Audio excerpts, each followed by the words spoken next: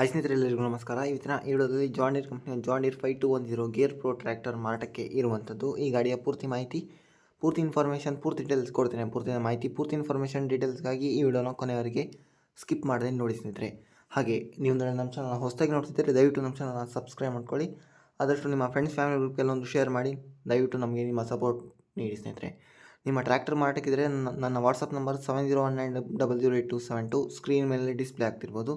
ಆ ನಂಬರ್ಗೆ ಕಳಿಸಿಕೊಡಿ. ಇದು ಬಂದುಬಿಟ್ಟು ಜಾನ್ ಡೀರ್ ಕಂಪ್ನಿಯ 5210 2024 ಮಾಡಲ್ನ ಗಾಡಿ.